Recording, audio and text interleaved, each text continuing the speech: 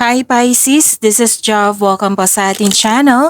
By the way Pisces, this is your weekly Gabay Tarot reading from September 22 to 28, 2025. Gamitin ang reading na ito bilang gabayin lamang. Kung naka-resonate kayo, comment down. Tandaan, ito ay general reading po. Kunin nyo lang po kung ano naka-resonate sa iyo. This is for you, Pisces.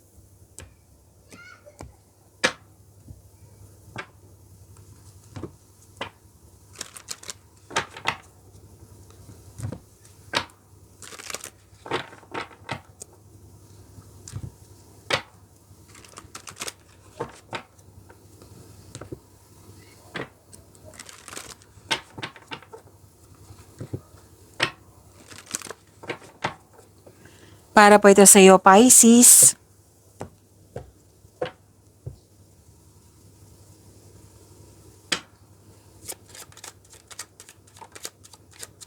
Maraming salamat po sa inyong patuloy na suporta, sa mga nag-donate. Sa mga hindi nag-skip ng ads, maraming salamat po. Sa mga hindi pa nag-subscribe, subscribe na po kayo at click bell notification para malaman nyo na may bago tayong video. Para sa mga gusto magpa-reading po, comment po kayo ng personal reading. Again, comment kayo ng personal reading and check my reply sa comment section. Oh, ang ganda. Pisces, may malaking influence ang isang babae po. I think this is a mother figure. Dalawang card kasi nagsabi dito na may malaking influence. Pwedeng kayo ito, pwedeng siya. Okay, you have the power, authority, and protection. May nag-uusap dito sa regarding sa malaking business, career, and finances. Nagkaroon ng success, nagkaroon ng positive outcome, at kitang-kita ko yung joy and happiness mo, Pisces. So, you deserve this, Pisces. So, yun ha, you have the power, protection, and authority. Oo. Sabi din ng card dito na you have strength, magaling kayo na leader.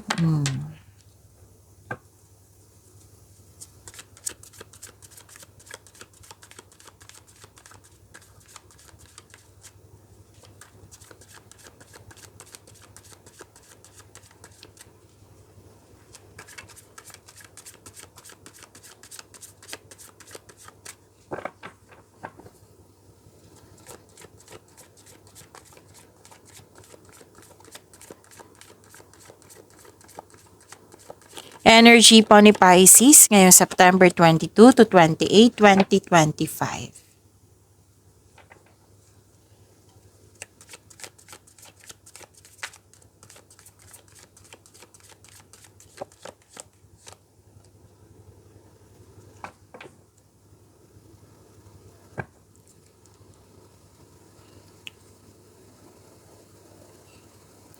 Kung may napansin kayo na repeating message, yan po yung pinupush ng card sa inyo.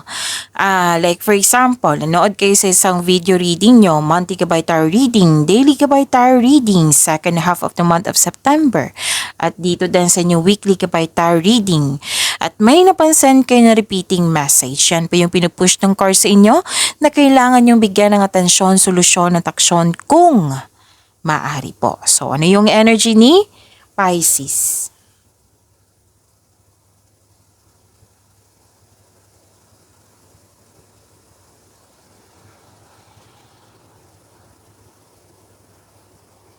Growth and patience. Gumagawa ng plano. Contemplation. Malalim ang iniisip. Malapit mo nang maabot ang iyong goal sa buhay. Parating ng resulta sa iyong sipag at tiyaga. Naghihintay at malapit ka nang mag-harvest. May advice ang card nyo dito, lalo na sa mga single. Huwag mo daw kayo magmadali para magkaroon ng relasyon. You need to slow down. I-enjoy nyo po yung getting to know each other stage nyo kung dumating na po ito. Kasi may ibibigay ang universe sa iyo at the right time. Kailangan mo lang mag-trust and have faith sa universe. Mapagpasensya at patuloy mo lang alagaan yung sarili mo. Pisces, pasensya na po naputol yung video, butit nakita ko.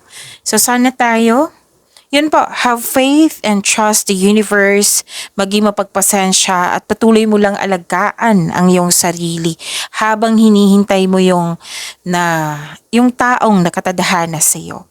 Kung sa career and money niyo po ito, kasi nakikita ko dito, disappointed ka, you want more, gusto mong magkaroon ng level up. Okay? So, naiinip kayo dito. Sabi ng card, parte ito ng proseso. Oo. Have faith, patuloy mo lang yung pagsisikap mo, pagsisipag sa trabaho. Dahil tsak naman ma-achieve mo yung gusto mong posisyon o kasaganaan. So, stay patient. Oo. Stay positive and be grateful.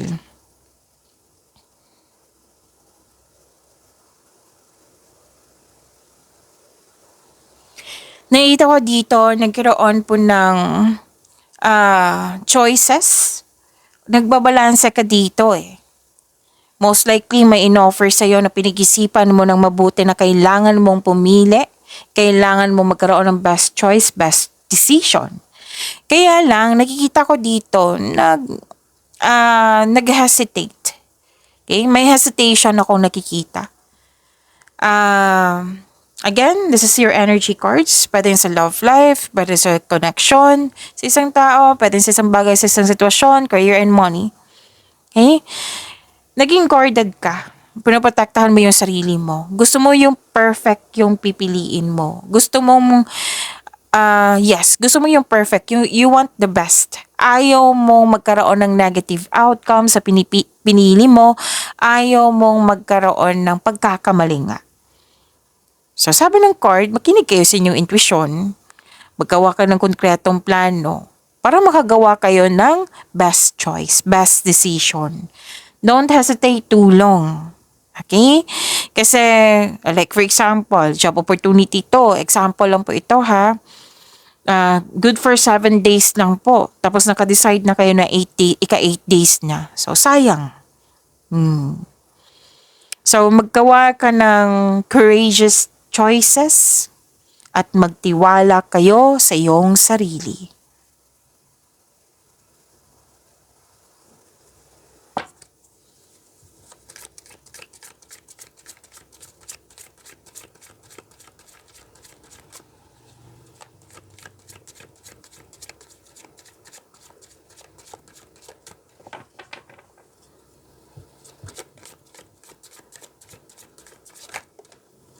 Wow, nakuha mo si si Angel of Success, Pisces.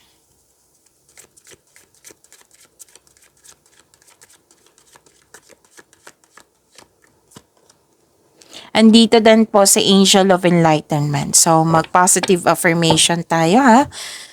Baka makalimutan ko kasi. Okay, so to attract more blessings, let us say the power affirmation. Kasi andito po si Angel of Success. Let us say, I am blessed with health, wealth, and love. Again, I am blessed with health, wealth, and love. Andito po si Angel of Enlightenment. Let us say, I surrender to circumstances and trust that I can rebuild. Again, I surrender to circumstances and trust that I can rebuild. Kung sa Tagalog pa, so let us say, biniyayaan ako ng kalusugan, kayamanan, at pagmamahal. So sa Angel of Enlightenment, sumusuko ako sa mga pangyayari at nagtitiwala na kaya kong itayo muli.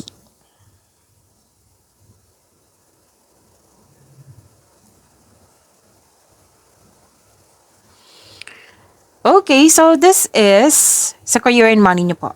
Makakatanggap ka ng recognition, pwedeng rewards.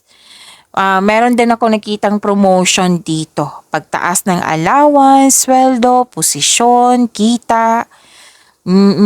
So, claim nyo po, ang ganda. May positive review kayong matatanggap. Pwedeng sa customer nyo to, kliyente.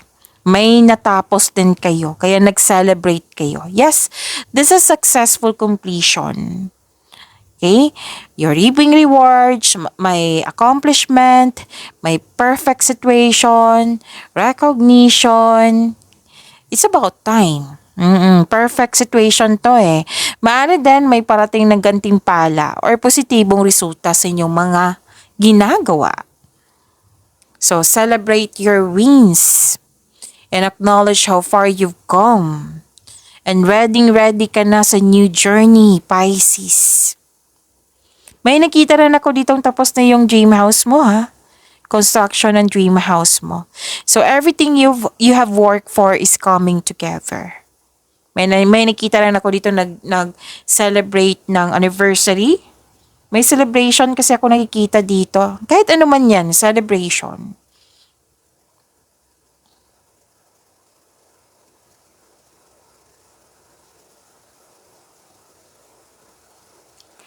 So may biglaang pagbabago.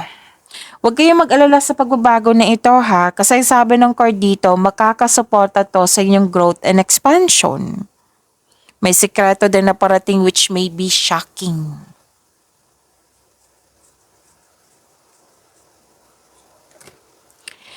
Okay, so mas lumawak yung ambisyon nyo sa buhay.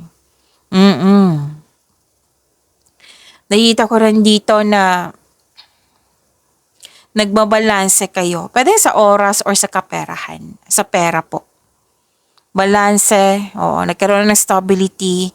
Ang advice ng card nyo dito, tamang pag-manage ukol sa pinansyal at budget para mas lumago pa ang iyong kaperahan.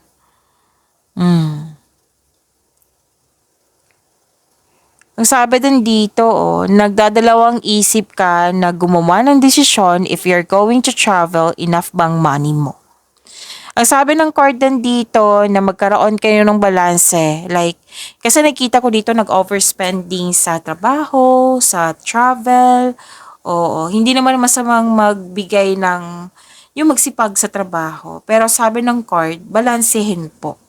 Panahon sa sarili, pamilya, sa partner. Balansehin po. Oras. Okay? Time management.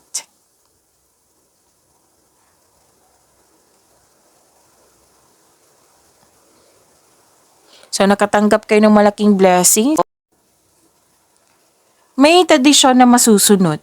Like for example, mag-take ng masteral, board exam, magkakaroon po ng traditional career path or moving up to the ladder of success. Pwedeng ikaw to, pwede din anak mo, pwedeng pamangkin mo, pwedeng sa family member ba ito natutulungan mo. Basta involve ka.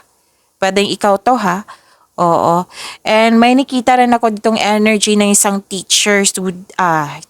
student. Teacher, most likely teacher to eh. Professor, instructor. Nakita ko dito you are earning money as a teacher. So may masusunod.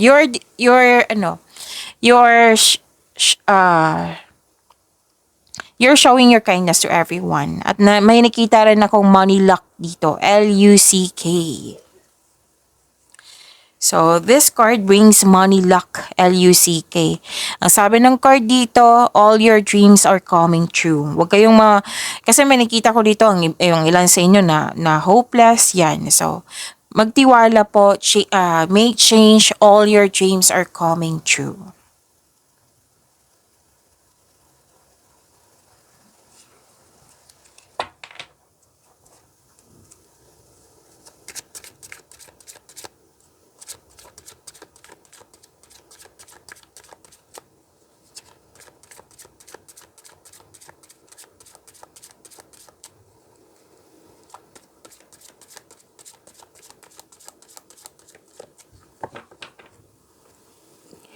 Love life, self-love, partnership, and romance ni Pisces.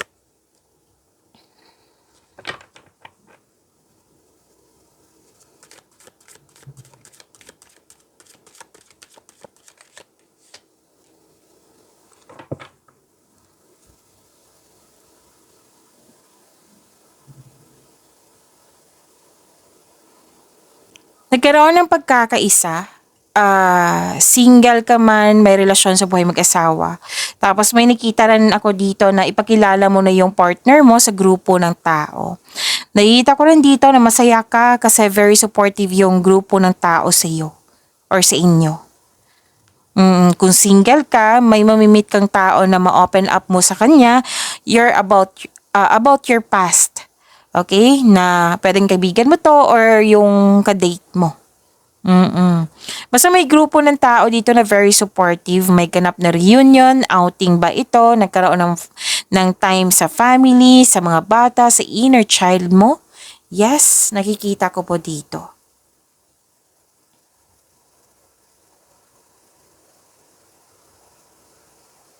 May saberan dito na nagkaroon po ng may news of new love dito para sa mga single. Pwedeng nagpaparamdam to sa'yo or ikaw yung nagpaparamdam.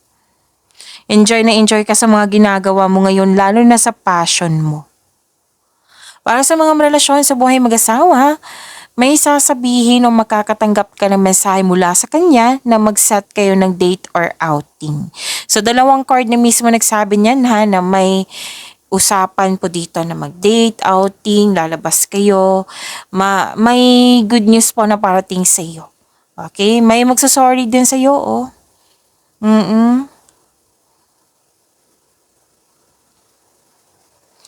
Nakikita ko rin dito, Pisces, na kung hindi kayo nagkaroon ng pagkakaunawaan sa isang tao, ngayon may darating na blessings at ang siyang dahilan na mag-uusap kayo. And this is also na may magaganap na nakadestiny sa'yo. This is good luck and good karma. Things going your way.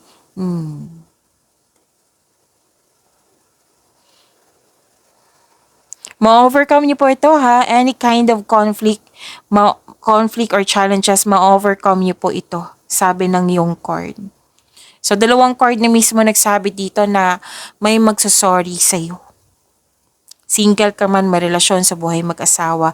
Same pa rin yung sinasabi dito na it might be ito yung main reason kung bakit kayo hindi nagkaroon ng pagkakaunawaan. Kasi sa isang tao pwedeng kaibigan. Kasi, yun nga, lack of time. Diba may sinabi kanina na balanse ng oras. Pagimanin niyo po yung blessings na binigay sa inyo. Pisces, see you tomorrow. Maraming salamat po.